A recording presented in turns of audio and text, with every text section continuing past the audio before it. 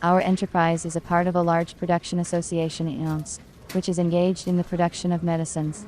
We use various pharmaceutical equipment that meets the requirements and standards of GMP for production, a unit for dehydration of aqueous solutions, and extracts in a fluidized bed apparatus, rotary tablet machines, an automatic line for packaging tablets into plastic film, and foil and other high-tech machines and apparatuses. At the beginning of last year, we received a large order for the supply of antiseptic for surface treatment.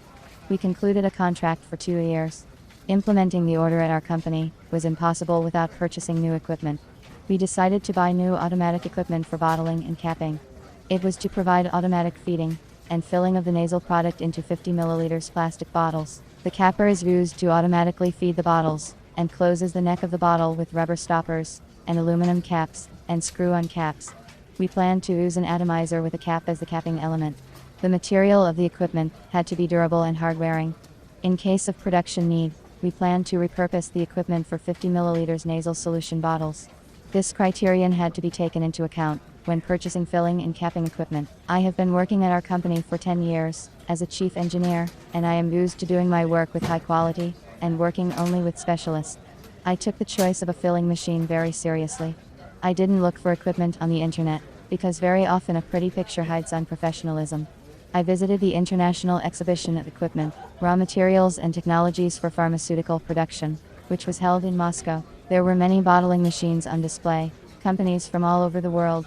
I chose the 3 most suitable for my requirements, and took contacts from the representatives. It was necessary to agree the selected automatic equipment with the management, and then sign a contract for the supply. Having returned back to the company, I started contacting the representatives of the equipment manufacturers by phone. A company from Germany agreed to supply bottling equipment, but asked me to come and sign the contract in person. Unfortunately, I could not travel to the EU, as I did not have a visa, and the visa process would have taken at least 3 months. One company from China sent me a catalog of products in the mail. I chose for a long time, but I could not figure out whether the equipment can fill bottles of plastic. What is the allowable volume of bottles? A third manufacturer from Krasnodar listened to me and replied that he could make the equipment only 6 months, citing the large volume of orders. I had to refuse, since I needed the machine in the shortest possible time. The contract for the supply of nasal preparations was already signed, and we could not wait so long for automatic equipment for bottling and capping. The machine had to be found, and I realized that I could not do it alone. This made me a little less confident. Here, however, I was helped by the manager of a company in Krasnodar, who advised me a specialist in the supply of pharmaceutical equipment, which would be able to find another option of equipment. Following his advice, I contacted a specialist intermediary of a Russian company. At that time I had no idea that I was doing the right thing. The manager of the company in Moscow listened to me, asked a few questions on the material of bottles, the required productivity, the error tolerance of dosing equipment. I was pleased with his professional and business-like approach. The manager asked for a sample of our bottle to test it on the machine. Before justifying the equipment, the specialist sent a video with our equipment. The equipment is controlled through an LCD screen system.